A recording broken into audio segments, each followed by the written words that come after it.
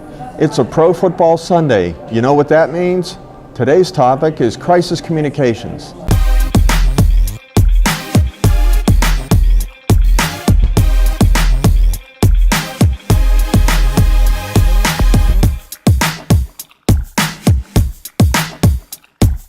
Even if you're not a football fan, you have to be aware that the NFL has faced its share of crises of late. From the national anthem controversy, to the concussion issue, to Deflategate. The NFL has provided us with plenty of examples of what to do in a crisis and what not to do. Today we're going to talk about what might happen if you face a crisis, what should you expect the process to be, and what should you expect your crisis communications counselor to advise you. One of the most important things if you face a crisis is to make sure that you have a crisis communications team in place. That team starts at the top. It could be the CEO of the organization, but it could be somebody else. The key is that somebody in the organization is in charge of the crisis communications team. Team members include crisis communications executives, that could be internal or external. That also could include legal, accounting, operations, and other departments within the organization. Sometimes you need external resources as well, so you might need outside legal counsel to be involved in that team, depending on the situation. Once you have a team in place, that team is charged with collecting information, vetting that information, reviewing any kind of communications materials before they are made public, and then handling the ongoing collection, review, vetting, dissemination of information as the process unfolds. One of the first things that a crisis communicator has to do is conduct a situation analysis. That's just as it sounds. You analyze the situation. You basically conduct a Q&A process just as a reporter might, or a discovery process as a lawyer might. You want to find out what's happened, what could have happened, what didn't happen. You want to learn what the rumors are, what perceptions are. You want to address what might happen, what will happen, and what can happen. You have to collect as much information as possible, analyze it, determine what implications it might have on the organization, what perceptions might be out there, and then you have to put all that together as the foundation for your communications program. Once you have your situation analysis complete, then you have the foundation to create your objectives.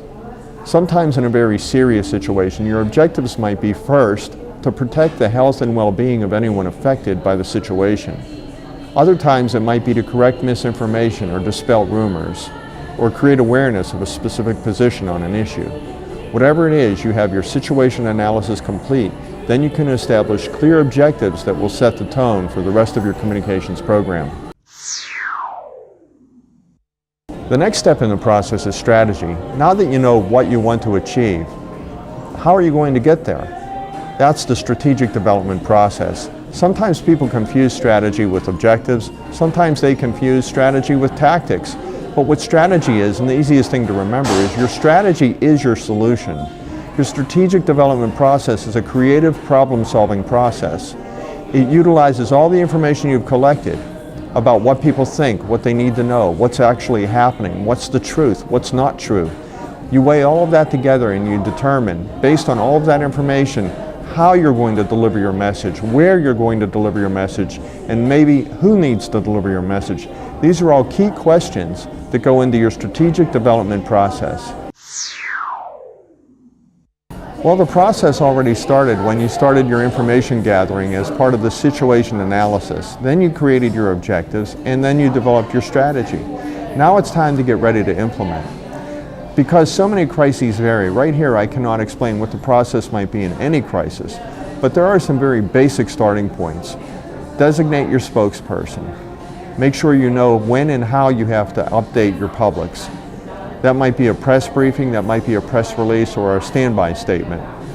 Then there are your documents, your cornerstone documents, like your key messaging, your message documents that make sure that everybody can stay on message who's communicating during the crisis. Then you have your Q&A document, all the questions you expect to be asked with the answers that you expect to have to deliver.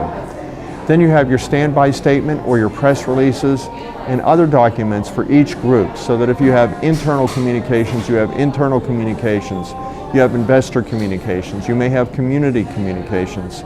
All of these various vehicles are in place so that you can communicate to them in a timely and efficient manner. That's the framework for the initial part of the process. Then you have to schedule the process, schedule your updates, schedule your press briefings, schedule when you will know information, and let people know what's going on. All of these things are pretty much basic communications activities in the first hours of a crisis. From there, depending on your situation, it can vary. Those are the first steps you need to take in any crisis situation. You should expect your crisis communications counselor to advise you to take those steps in a crisis. After that, each situation is different. If you want to talk about crisis communications, feel free to get in touch with me.